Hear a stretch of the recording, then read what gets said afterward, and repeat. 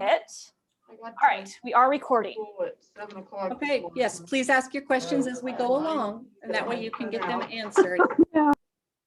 Okay, here we go. You should be able to see my screen right now. If you And could make it a little bit bigger, that would be helpful. okay, Maybe this just always zoom in happens into to me. your Is that Option plus? command. Command plus. Mhm. There we go. There we go. Better? Thank you. Yes, thank you. Okay. This is the first year that I put this full disclaimer right here because I added it because some people didn't know the full process start to finish. So by Kansas statute, the system board is the system plan must be approved. The final approval point is the Kansas State Library Advisory Board. So by statute, the executive board could approve this, and they usually do. And then as a courtesy, it goes before the full system board at the business meeting in May. And then like within days after that, I've got to have it to the State Library Advisory Board, and they approve it the first week of June. Not much has changed this year. And I think that might be a good thing because we had a last year that was just really kind of weird. I don't think we really got to work the system plan fully, but this year we'll be looking at it and we'll be working it. As always, now, one of the things that did change here is our mission and vision statement. Out of the strategic planning process, we came up with a new mission and vision. They're both succinct. They describe very well what we do. They're easy to remember. We provide leadership, information, and support for our member libraries, and we improve and support library service within the region. This first bit is a lot like a preamble. It's about the library. It shows how we were established, what our population is. It lists our counties, which are named in statute. And then it also says that we have one contracting county, which is Pawnee. And it is actually a public library and a county library all in one. And we do contract with them, or they contract with us for services. So we have 53 legally established libraries, public libraries in our taxing counties. And we have Pawnee, which is the Jordan Public Memorial Library, and that makes us up to 54 legally established public libraries. A legally established public library are those who have gone through the process as prescribed in statute to join the system and become a tax supported and library board governed library. We do here list what we offer to all of our libraries.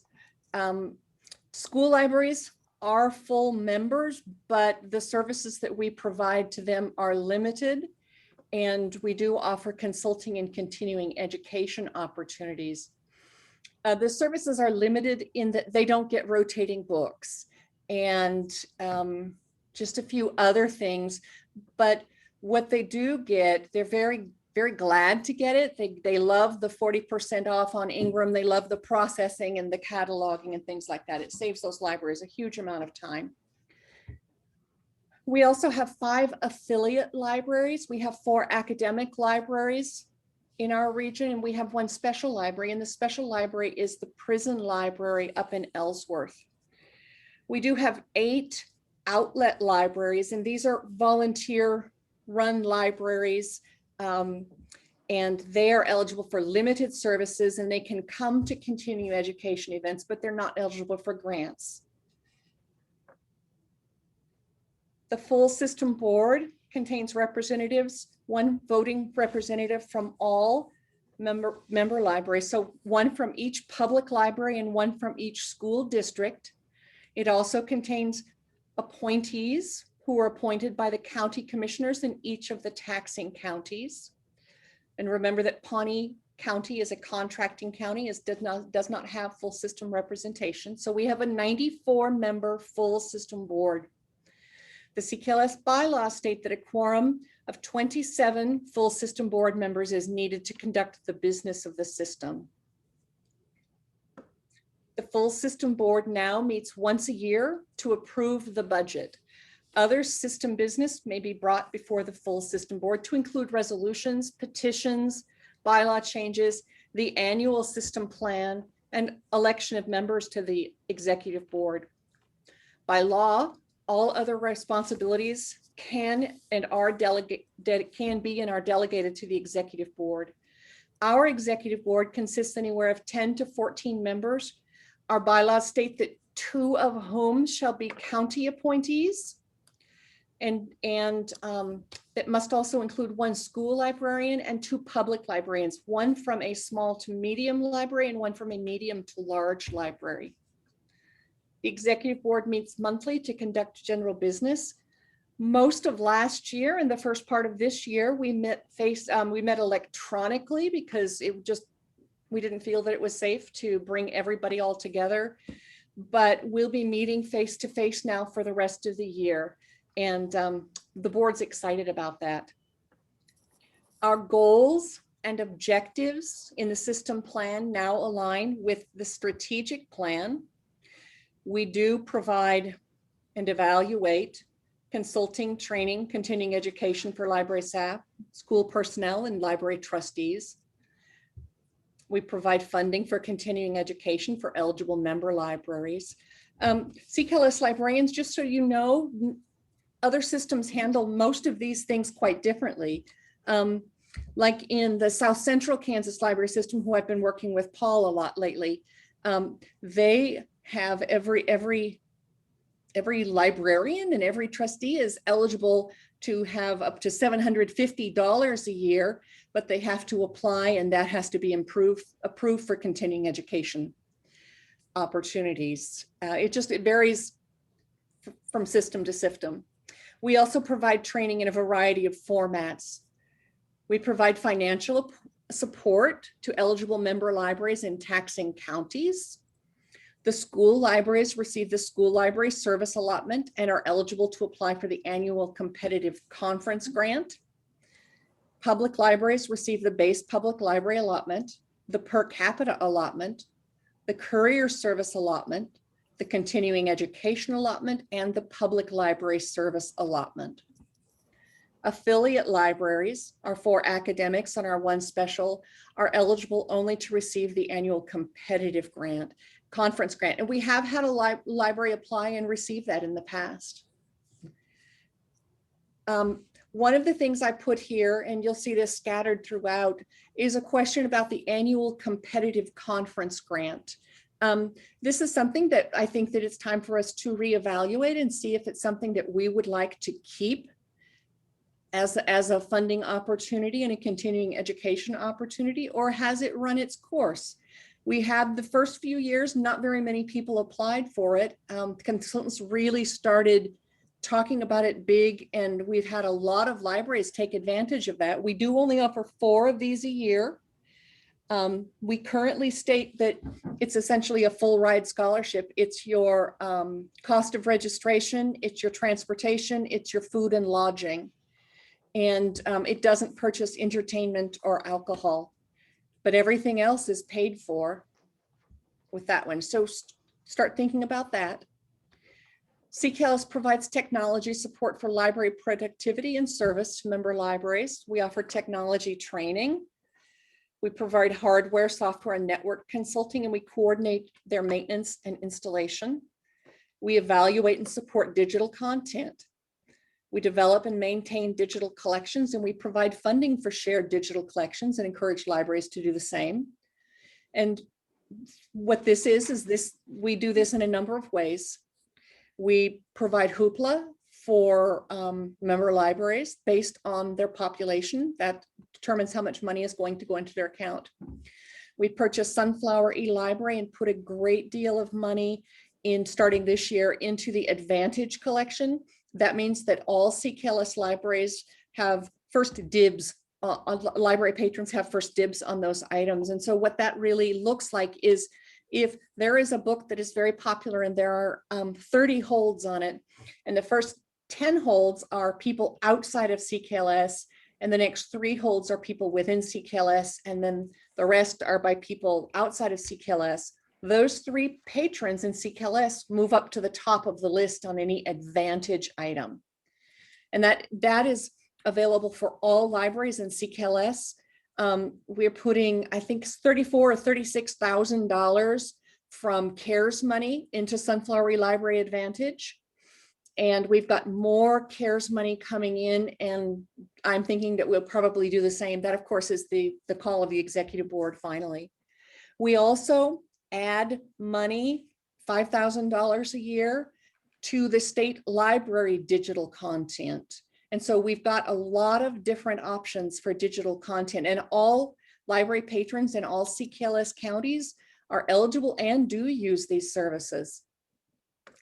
We encourage and support effective programming and services for all ages.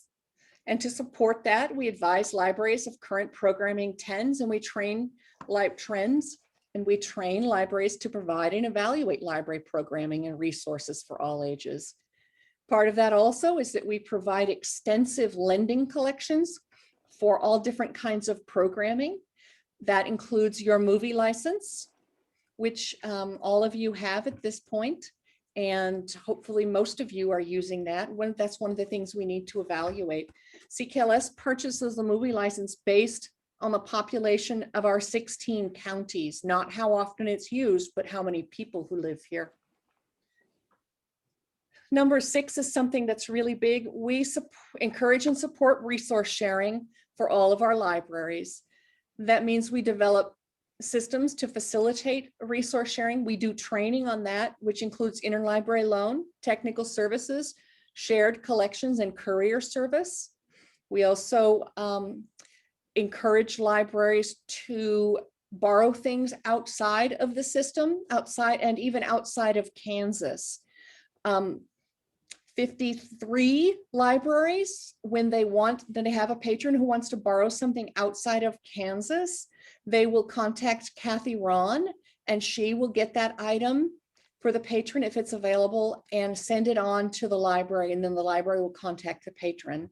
Salina is a little bit different. They've always done a lot of interlibrary loans, and so a number of years ago, CKLS purchased direct access for Salina for OCLC so that they could do their own interlibrary loans. It essentially cut out the middleman, and it let their patrons have those items for longer.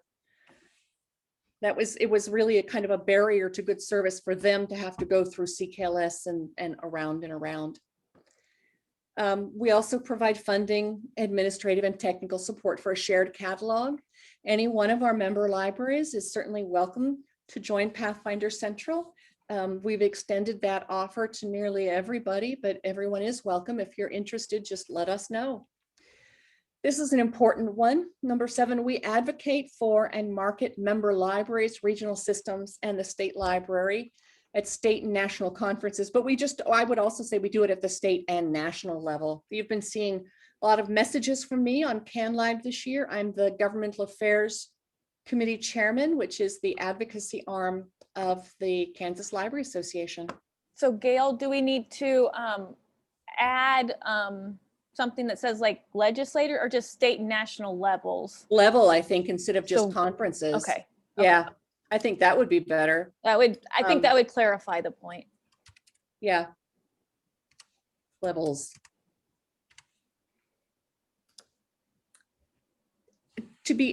We determine what eligibility is for system allotments and grants.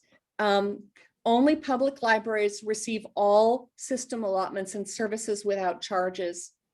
Eligible school libraries receive a school library service allotment, and that has gone into effect this year. Christy's been busy with that. At the school district level, they determine how that's going to be spent. It could be that in year 1, library A gets it, in year 2, library B gets it, and then they go back to year 3, it'll be library A and B.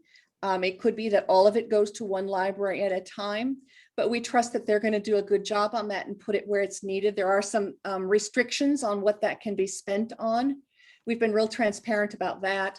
There is also a form that they'll need to fill out early next year that says, here's how we spent the money. This is a form that's very similar to what the public libraries do for their expenditure of system grant funds. Now the schools will have one as well. Filling out that grant form next year means that they're going to get their money for the next year, for the next school year. Affiliate libraries, again, are only eligible for limited services and to apply for the annual competitive conference grant. Outlet libraries are only eligible for limited services. And contracting libraries contract for services and do not receive any grants. And here, right here, is what that school library service allotment can be spent on.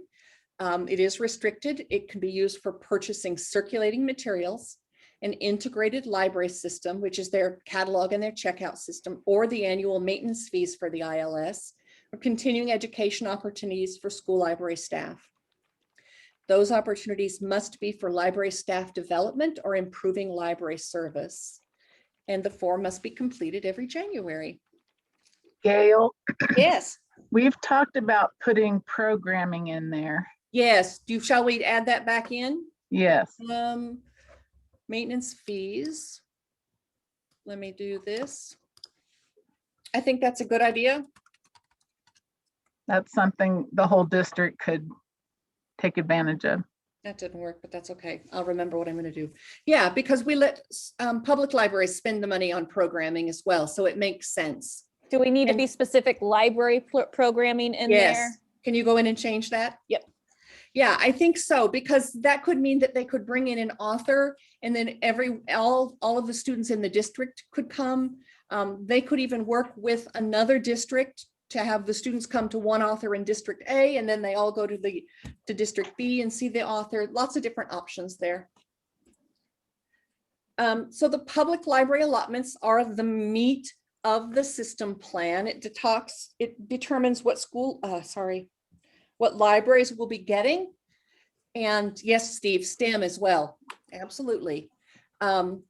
Eligible public libraries located in the CKLS taxing counties receive a base public library allotment. So eligibility is determined on a number of different things. Mostly it's that the library is eligible for state aid. And there are two tests to determine that. We've talked about that extensively at other times. If a library is eligible for state aid, they're eligible for CKLS aid as well. Like I said earlier, I've been looking through the things on the South Central Kansas library system, and the system can withhold system funding if a library is not operating within local, state, and federal library laws, which was kind of interesting to me. Anyway, the base public library allotment, your basic grant, runs on a 3-year cycle. And we changed it from grant to allotment. With a grant, you have to fill out paperwork to receive it. And here you don't. With this one, you don't. You just say, here's how we spent it. So in year 1, the system plan is submitted to the full system board in May, and that's going to happen in a few months. That's this plan. After we rework it, it'll go to the full system board in May. The system board approves the plan, and libraries begin planning for what they will do in year 2. In year 2, libraries use the system plan approved in year 1 to guide them to meet the standards. We'll get into those in just a minute, and maximize eligibility to be paid for monies to be paid out in year 3. In year 3, libraries report on what they chose to do in year 2. And then they receive a base public library allotment aligned with what they did in year 2 to earn the allotment and meet the necessary standards. So there was a little bit of change here. These are the library categories within CKLS. There actually is another one up here. It's a major resource center one, and that is for a population over 100,000. So we have Gateway Linking Service Center 1, Service Center 2, Major Service Center 1, and Major Service Center 2. So what we did here, let me make that a little bit bigger, that way you can see it. Yes. The numbers didn't really work well. It was like, there was a little bit of wonkiness. And so we just tweaked that so that it makes better sense now. I do see that we still have numbers overlapping, and I don't know if we want to fix it. Before it was like Gateway was 498 or fewer, and linking was 499 to 1,000, and I would like to see like linking would then be 501 to 1,000, and then service center is 1,001 to 1,001. 2,500, or go to the other end, Right. the ending is 2,499, just because Well, luckily right now we don't have anybody who has 1,000. we don't have anybody that's right on the cusp, but Right. what happens if and when we do? And Well, I would like there to be a linear but very differentiated numbering system here. I agree. And doesn't this have to be changed at the state library level, not at our level? Because they're all, Yes, all of the systems use the same right. form. This comes from the public library standards, Mary Beth. Standards, okay. So that's something that we'll need. So to maybe be- we can't change the numbers this time. We need to make Right, sure they reflect Right. the And I standards. just double checked on that this morning. Yeah. Luckily, Mary Beth works on the public library standards with the other system consultants, and we can make that change. So yeah, we'll need to look at that for next year if you'll make a note of that. I will make a note. Okay, this is where, there we are. So we not only have the library categories with the amounts, we also have the basic allotment amount for those libraries. Those aren't lined up, but we'll get to that later. This, we know that this is what we say you get for just opening your doors to the public, for being there and opening your doors. One of the things that I want to do, and I'm going to start work on that this summer, is look at what other systems are doing for these amounts here and see if we can realign that within our own system to even work more on simplifying this whole process. And I'm not sure what the formula was to come to these numbers. We can't find any history about it. Yeah, I think it was maybe more of an in-person discussion between CKLS staff, and it wasn't documented. Right. So I would like to know what the formula was for arriving at, or create a formula for how Right. to arrive to this at this number. Right, because we know that it's not, we don't know that it's based on anything other than just numbers plucked out of the air. Every system does this part differently. I've not really seen any continuity at it. Like in one system, the libraries over 100,000 get $60,000 a year, but then the gateway libraries only get under 2,000. And so that's something we're going to need to look at and really spend some time, some real time on making sure that these are aligning in a way that's beneficial to all CKLS libraries. And that won't be quick work. The per capita allotment for 2022 is based on the 2020 numbers certified by the Kansas Division of the Budget. They do that annually. And these are the dollar amounts for that. So I'm just talking off the cuff, but somehow if we were to take a look at these numbers here in the right column in a way that aligned them with this amount here, it would make it a lot easier for libraries perhaps, but then we have to come up with the formula and state where we found it. And this is the formula we use. Here's how often we're going to reevaluate it and things like that. But I think those are good measures to have in place. CKLS heavily subsidizes courier service for all eligible public libraries through a courier allotment. Other systems, again, do this differently. Some offer no subsidization, some offer very little. I don't think anybody subsidizes it to the extent that we do. And that's because we believe very strongly in resource sharing. We know that it is one of the things that helps big libraries all the way down to the smallest library. Being able to borrow and lend freely is very important. It attracts people who might not normally come into your library. It attracts them in the doors. To be eligible for the courier allotment, a library must first participate actively in statewide interlibrary loan, and they must stay current in submitting their courier statistics to the Kansas Library Express. And this is from the courier statewide agreement and KickNet agreement or shared agreement. Right. This is not something that we've just come up with on our own. This is how any library is eligible on the courier. Right. If you're not doing interlibrary loan, you're not eligible for the courier. Right. And so that's also why it's one of our standards, which we'll get to later, Mhm. is because if you want to keep the Courier, you have to be active on Share It. Yep. I look quarterly at the Courier statistics that are being submitted and send gentle reminders. And by October, the reminders aren't really so general.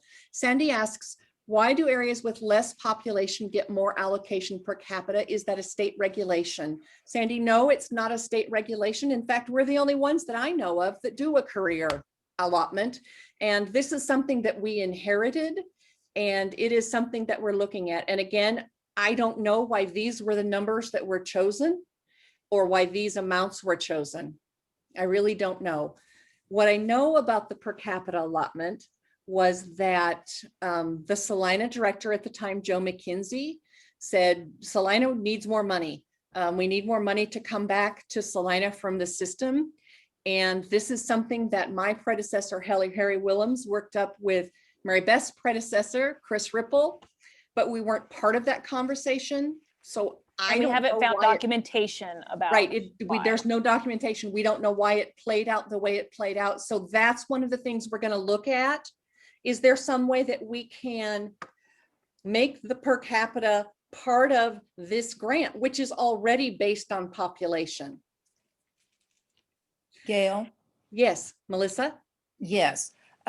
One of the things in some research I was doing is, interestingly, if you start to divide out the amount of money generated from the mill levy for, say, these counties with the smaller libraries versus the counties like Barton County with the larger library, the mill per capita is higher. Yes. I mean, the amount spent per person is higher in, say, Smith County than, say, Barton County. And so are you saying that the amount that each individual taxpayer pays, because right. Yeah, okay, because their valuation is lower, right? Right. And so like Smith County, and I don't quote my figures exactly but for the sake of illustration, a mill may cost a taxpayer in Smith County around $40, whereas in Barton County, that mill may cost, and when I say the mill for the CKLS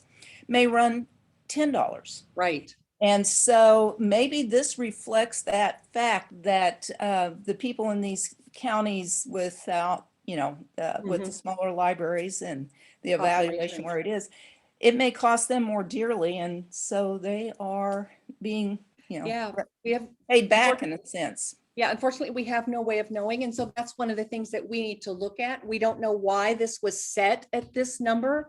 It's something we inherited, and we need to take a look at it. So let's give a timeline.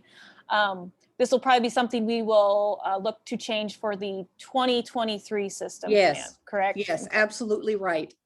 We'll look to simplify it and to make sure that we can equitably allot money to all of the libraries. If we're going to base it on population in one category, it needs to be based on population in another category. But we want to look and make sure that ideally everybody gets more money, but there may be some libraries that get less. And so even if we come up with a plan this year, the executive board may decide to take 2 years to institute it so that if a library ends up getting less money, it's not a huge shock to their budget locally. That will give them time to raise their local budget. There is a comment in the chat.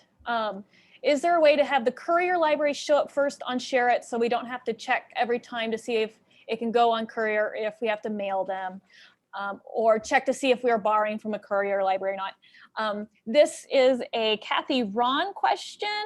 And so I know she's on, but I don't know if it's a quick answer, Kathy. So if you want to follow up later, Kathy, with Stockton, that would be great. Or if you can answer in the chat, that would also work. Yes, well, what I fear is that Kathy Ron doesn't have quite the power you're giving her, Mary Beth, because this is an algorithm set at the state library. Right, but I thought she could talk to it. Yeah, go ahead, Kathy. I'll have to get back with Stockton on that. I don't have the answer just now, but I will get back with them. Thank you, Kathy. Okay, the Courier allotment. part of your eligibility for Courier is to keep those statistics current. We put these two paragraphs in when we started, when libraries started receiving the bill for their Courier service. And they're just here because we do have new libraries. We have Amanda on. Wave, Amanda. She's our new library, one of our new librarians right there. So it's important that she be able to understand that. The continuing education allotment is right now, CKLS provides every eligible library with $700. And the continuing education allotment is very specific in what you can spend it on and what you cannot. It is for library related stuff. Any money not spent during the year will be deducted from the following year's continuing education allotment. So in 2021, 2020, sorry, most libraries did not spend all of their CE allotment. I know even at Great Bend, we attended tons of CE things, but it was all on paid time already. So say we only spent $200 of our CE allotment. CKLS assumes then that the library rolls that money over the next year. So we will have rolled over $500 and CKLS will give us $200 so that we start the year with $700 again to go through the year. So the public library service allotment is based on community population. You receive this allotment because you already offer library service to patrons outside of your local community and tax base, and you offer service equitable to that. You offer local patrons. When libraries first joined the system, this is pretty much the agreement that they signed, that they would offer equitable service to patrons within the CKLS district, but outside their local community and tax base. And that's why you get the public library service allotment. It is for those patrons outside of your local tax base. So we used, and this is a thing that we'll have to look at too, because this is based on the per capita allotment. And if we're going to reevaluate that, we're going to need to have to reevaluate the public library service allotment. But for 2022, we're still sticking with this. But this is the formula that we use. This I just wanted to jump in there because we're saying this is stuff we need to look into. We want to make sure that our changes are deliberate and well thought out. And we've already made several changes since Gail's become director to the system plan and how we work. You'll remember that before Gail was here, we did incentives. And now we do standards, and we have a lot fewer standards, and we've kept the same standards for the last 2 years. We dropped one standard we used to have 8 standards and now we have 7, or we used to have 7 and now we have 7. And so that's why we say this is stuff we need to look into. We want to make sure that the changes we make are well thought out and deliberate, but also we don't want to change too much too quickly so that our libraries have no idea what they're supposed to be doing and where we're at. So they don't flounder. Exactly. And so we don't flounder in our commitment to you as well. The public library service allotment is restricted in use. It must be spent or encumbered by the end of the year it's received. All CKLS money needs to be spent or encumbered.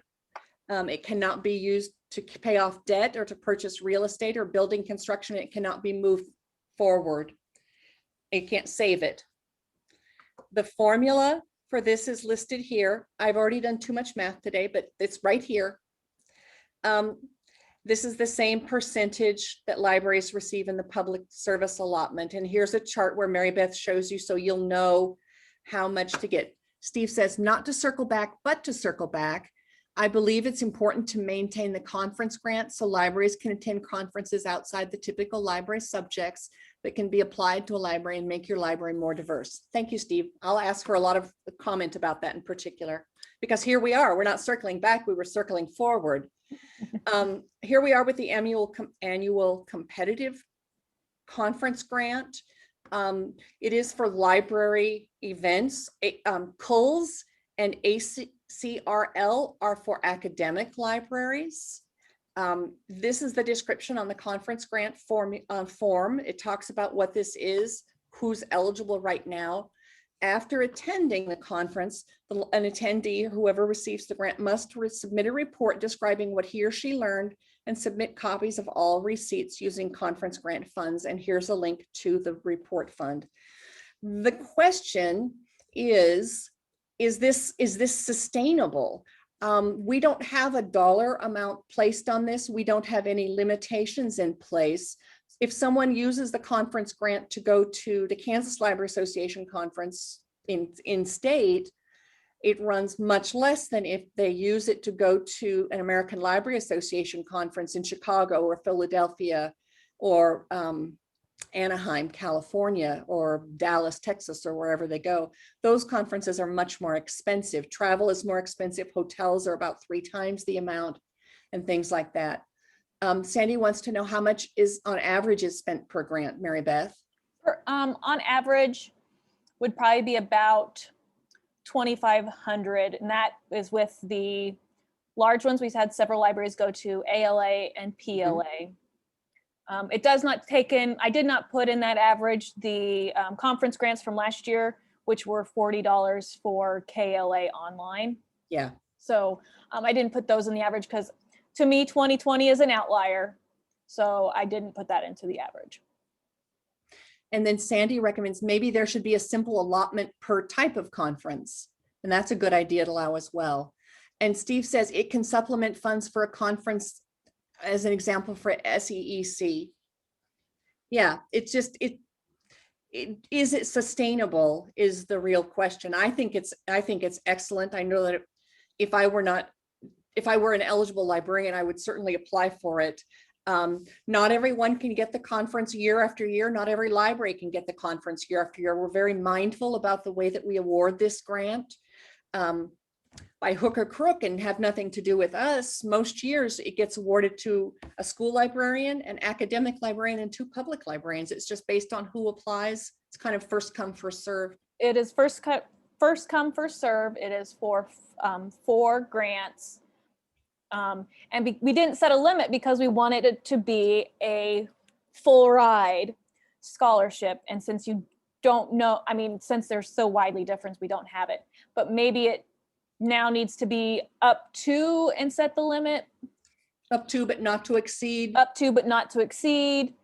Something along those lines. $2,000. That way it's easier to budget for on our side. And also, you know, if somebody is like just slightly over for a big conference is like, well, if I can share a room or something and get it under, I can still make this for this. Right. So, right. Yeah, I think we should get lots of suggestions and see what we can do to maybe flesh this one out a little bit more. Sandy says, I think that's a good idea because of what you just said, Mary Beth. It makes it easier for you to budget. Right. That's been a problem. And Steve says, educate libraries and their boards as to utility of a conference. Survival, baby. Yeah, I think so. What I know from my years of consulting is that when library staff or even library trustees go to continuing education events, they come back to their library energetic and enthused and excited to try new things. That's one of the very best things. It also gives you a whole new perspective. I think it's very important, but budgeting for it has been difficult. In the early years when this wasn't marketed as much, if the money wasn't spent, it rolls into the capital improvement plan. Steve says he was a changed man after he attended his conference at the SEEC. It gave him a whole new enthusiasm for library work and for programming as well.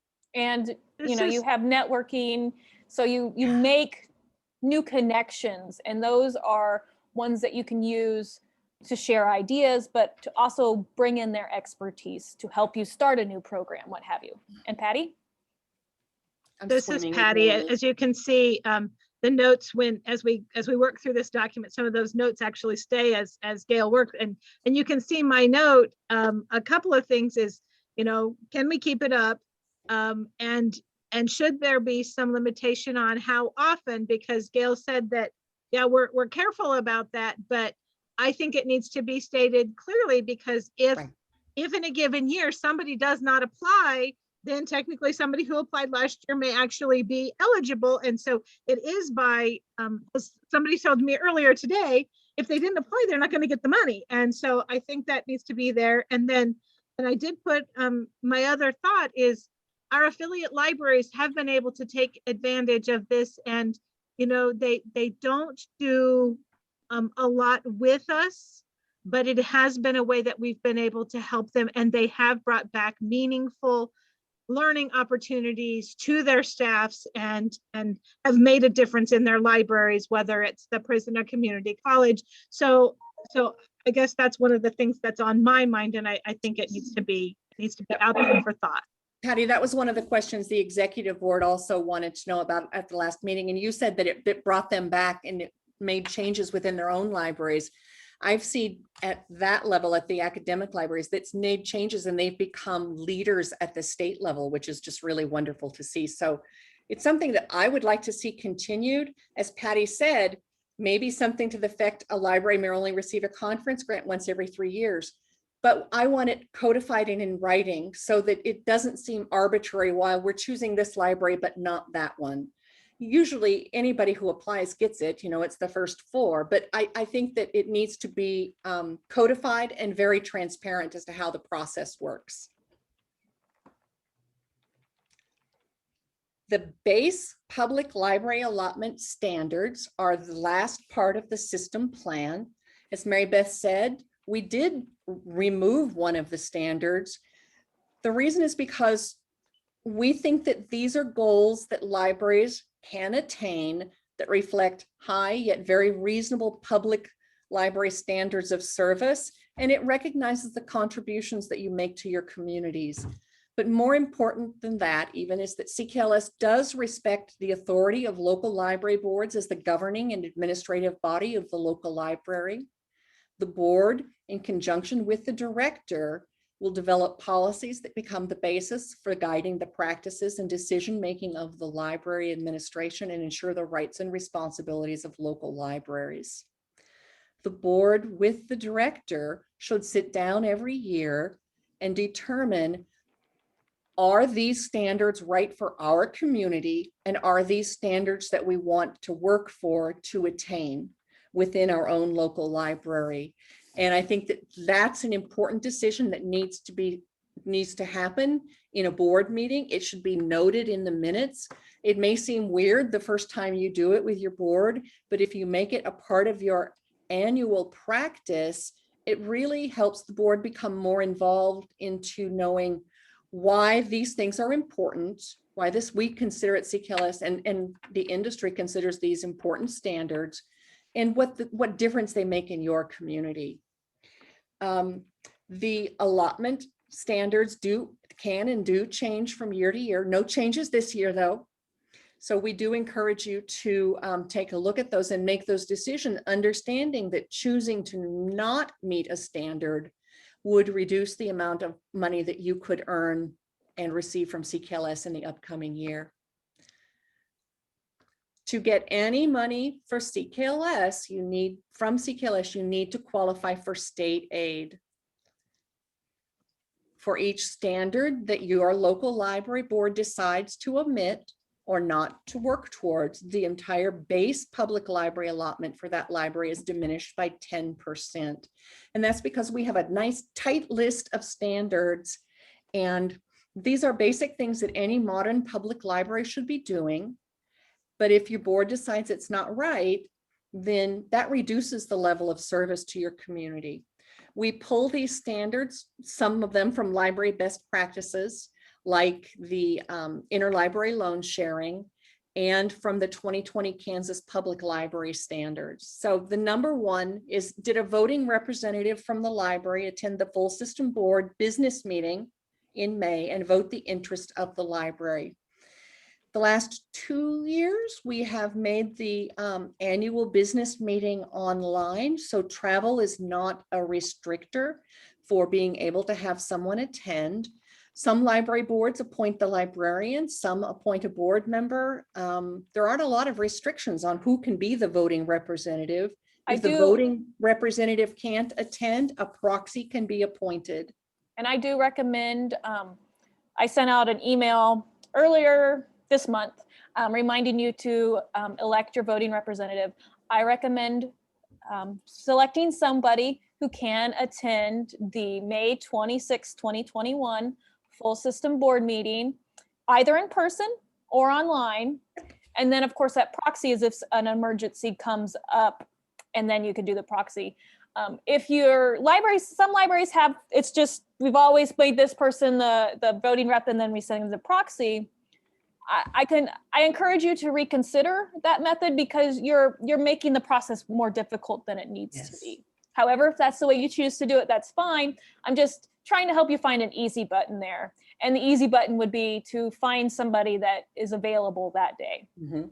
As Mary Beth mentioned, in 2021, the business meeting will also be online. The morning. It'll be in person and online. Yeah, I'm sorry. Yes, it will be both. The morning in-person CE opportunities will only be in person, but the business meeting will be via Zoom and face-to-face. And we're instituting a few changes to make that meeting run better.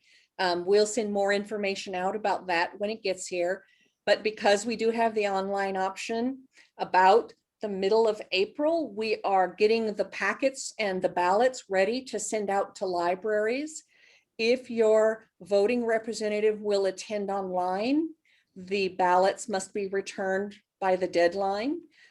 If your voting representative is attending face-to-face, they can bring those with them and hand those in as we vote each item on the agenda. The full system board meeting will be at Camp Webster. I don't remember if outside of Salina. Outside of Salina. We will have a morning session. We will have a catered lunch, which will be served with staff and gloves. And then we will have the business meeting scheduled to start at 1:15 in the afternoon. Masks will be required. We will observe social distancing. So if your voting rep is uncomfortable with that situation, then they are encouraged to join us online. Yes. They're setting up microphones in the aisles, and each will have a laptop in front of that microphone so that the Zoom meeting will pick them up better. And we'll make sure that those sound qualities are monitored so we can get the best we can. But keep in mind, of course, we're not professional recording artists. So we're going to do what we can to get you the best audio and the best online meeting that we can get you. Yes, yes. We think that this is an important standard because the full system board elects the executive board who does the running of the monthly business of the system, and you need that representation. Number 2 is, did library staff attend a minimum of 6 library CE events? Lots of different choices on format. CKLS gives each library $700 for CE because we believe in continuing education and we encourage libraries to meet those 6 events. One of the reasons that we put this here, report the events attended using this online CE training verification form and the link to it. There's a secret about doing that. Mary Beth, will you tell us what the magic is with that for the end of year? For the end of year, if you report early for archives that you watched, or let's say if you attended the state reader zone webinar, so we don't have attendance for that. If you report those, I can then pre-fill your system questionnaire form for you. So when you get to it in January, you'd confirm the information that I've already put in there for you, but you don't have to look up all that information. I've been tracking it for you. Yeah, it's awesome. This is Patty. One of the things that we sometimes get about CE is, for example, I went to the 4-H or the Extension Council did a homemade bread baking workshop, and then we get well, I did it as part of library time. So then, in order to make that fit into CE, the expectation is you turn around and come back and actually do that workshop with your library patrons. So So if you're going to learn something that doesn't look like it fits library work, then it needs to find a way that it does fit library work. Otherwise, you're just attending CE for your own knowledge, and that's certainly fine, but those are not things that count. If you're not sure, if you're not sure that it's going to count, contact me and I'll ask some questions and clarify. And also note that it's library staff, not just library director that attends CE. Right. So any library staff member that attends CE should be counted towards this. If it's not a CKLS event, it's a state event, or maybe out of state, a national one, make sure you record it there in the verification form and you'll get credit for it. Now, the one time that it might not be library CE, and we're not going to ask you if it applies, is if you go get CPR training. We're not going to ask you, were you able to use this in the library? We're hoping you won't. That's a different circumstance, of course. So standard 3, did a quorum of the library board participate in a CE event? They don't have to attend the same event. And then there's lots of different options available with the training. If yes, use that report form or send a copy of the board minutes with the training to the CE consultant, and that would be Mary Beth. A well-trained board is crucial to running the library. Number 4, did the library actively lend and borrow on Share It statewide interlibrary loan? The Kansas Interlibrary Council has established some best practices for ILL in Kansas and defines active lending as being willing to loan items that would circulate to local users. Additionally, the library staff checks statewide interlibrary loan requests every working day and makes every effort to fill requests within 2 to 4 working days. Share It statistics show this borrowing and lending activity. CKLS staff looks at the no response statistics to show activity. No response just means, of course, nothing was done with it. A librarian must meet a no response rate of 75% or better, and that's a very attainable percentage. Standard 5 has 3 parts. It's the summer library program standard. And the reason that we ask this is because your questions and your answers and responses on this standard help the youth services consultants when they're filling out a grant for summer library program in the upcoming year. That's not money the state automatically gives. That's money that has to be requested in a grant, and your responses play a direct role in getting that grant for future years. There are 3 parts. All 3 parts must be completed. If you don't do number 2, then you disqualify for the entire standard. And standard number 6, this is part of that whole modern library. Does the library have an internet website or social media site that's actively maintained and contains current information about library services and programs? Posts should be made at least once a month, and then we give some ideas there. You will submit your website or social media page when you fill out the annual grant evaluation at January. And number 7, does the library have a continuous program of weeding, and is the minimum of 3% of the materials in the collection withdrawn each year? That comes directly from the Kansas Public Library Standards. And Gail, I did have a question in the chat. It's about CE. Can the Storytime librarian get paid from CE as she is a staff member not on the board? So CE Allotment can pay for wages for CE attended outside library hours. So if your regular library hours are 1 to 3 and the workshop is from 10 to noon, then CE would cover those hours. But only while that person is attending CE. If you meant if we could pay her to do the summer library program for us this year, no. No, that's not But CE. you can use the CE money to send her to the summer library program workshop, or this year to sit down in front of the computer and watch it. Yes. Yes. Yes. If you have any questions about CE, be sure and contact Mary Beth. We're pretty lenient about this. We want you to get continuing education opportunities for yourselves. I'm going to go ahead and stop sharing. There we go. be helpful to see my chart. I don't have one from the 2022 system plan, but I have one for this year's plan that kind of shows how the money is calculated out. Would that be helpful to share? For the, yes, yeah, To go show right how the ahead. grant is broken down, because we look at all the allotments in there, and I don't think our libraries sometimes realize how I come to the amount that I get to, and Yes, it's all please broken do. down from those allotments. Okay. Just a second, let me pull up the right. And that's one of the reasons that we want to continue to work to make it more simple and easy to understand, is because you get your base allotment, you get your courier allotment, you get all these other different things. So this is the sheet that I work with, and this is the current year, and the columns off to the right are where I track if a standard has been met. And what I do is if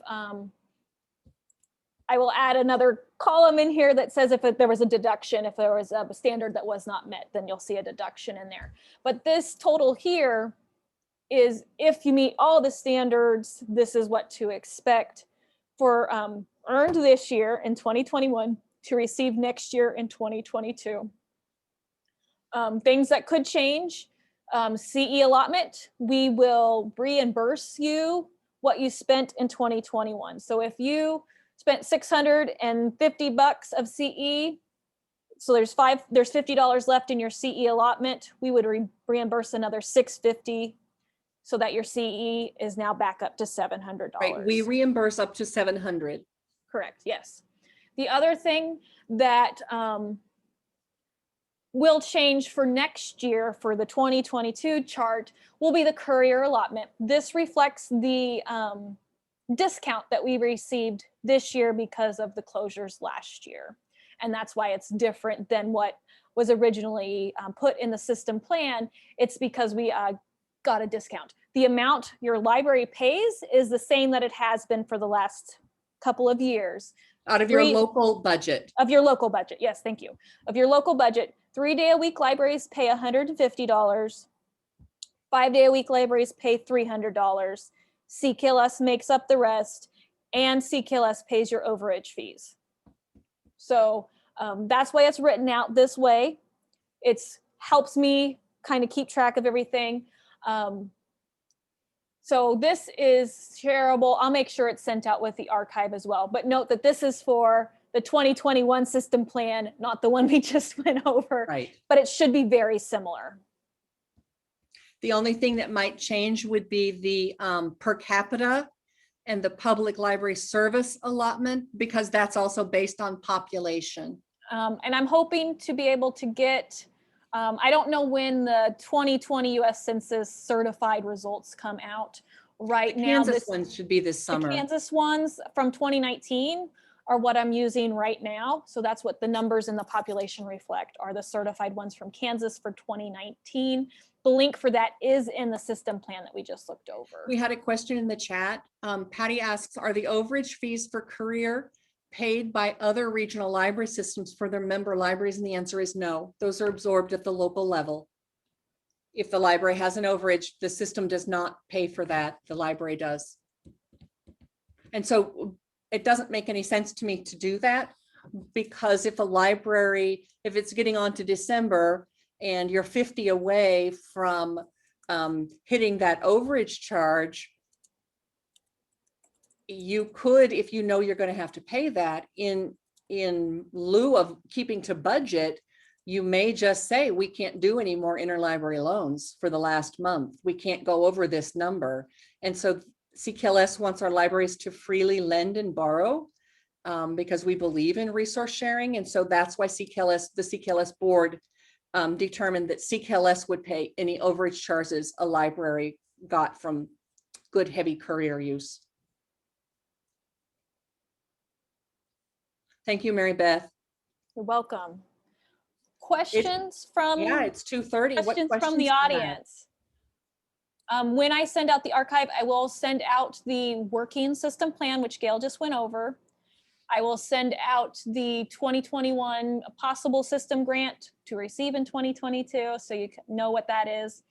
And I think those are the two things that would accompany it. Yeah. And so based on kind of what we discussed now, and I'll send an email out and get some more chatter about the conference grant. It looks like some good ideas were shared. One of them is to maybe go ahead and place a limit on that, and then to shore up the wording on who can receive it, how often they can receive it. Can they receive it if it's coming on November and nobody else has applied? Those kinds of things. But I'll do some work on that tomorrow. I think I can, and then I'll send that out to all of you and solicit your input. And then depending on, what I hear from you, I can make that change into the system plan when I bring it to them at the next month's board meeting, to the executive board. And the next month's board meeting, that would be April 14th? 14th, it looks like, yeah. Okay. And I just wanted to give a little bit more information about the Spring Fling Full Annual Meeting. It is May 26th. The morning session will start at 10. We'll have registration open at 9:30 at Camp Webster. Look for full details in an email next week. We'll also open up registration next week. We will ask who you're voting, if you are the voting representative as a registrar, and we'll ask if you're going to join us for lunch or not, or if you're going to bring your own or go find your own. We are having chicken fried steak or chicken fried chicken, your choice, mashed potatoes, salad, and cookie. So that's what we're having for lunch. If that doesn't suit your palate or your dietary needs, feel free to bring in your own lunch, or we'll have a list of very close by restaurants to attend. We'll also ask you to indicate if you're the voting representative, if you're attending online or face-to-face. Yes, we'll That way ask we that know as how well. to prepare for that. And the packets will go out mid-April to return the ballots and the proxy form. If you're going to send a proxy, we ask that those all be returned by May 19th. That gives us a chance to get those recorded, collected, and organized in a helpful manner for the day of. If you're attending in person, you can bring your ballots with you. We will have a few extra ballots for those that forget, but we're hoping that most of you bring your packets with you. And those packets will go out again mid-April, and you'll have a full month to look them over with you and your board. Right. And there will be some lag time during the business meeting while we wait for the votes to be tallied. We will report the tally for each vote up on a slideshow of the yays, nays, and abstains. And that way we are transparent with that as well. And we've really taken what we learned last year and the year before from doing an online meeting, and we apply that to how we're going forward. And we know that there were some areas that we can do better on, and some areas where we've received great suggestions on, and that's how we're going to do it when we move forward. The people who are attending face-to-face during the business meeting will need to go to one of the aisles near them and speak into the microphone. That way it's clear and easy for everyone attending face-to-face and online to hear. If you've ever been to a national conference, that's pretty common practice. And so we're going to give that a try. That means that we have 3 CKLS people manning the laptops, and we'll have someone monitoring the chat and just all kinds of things like we always do. Thank you for spending your time with us. Not much changes this year, but we're working on stuff already for next year. Yes. I'm going to go ahead and stop recording, but we'll stick around. If you have any more questions, we'd be happy to answer them.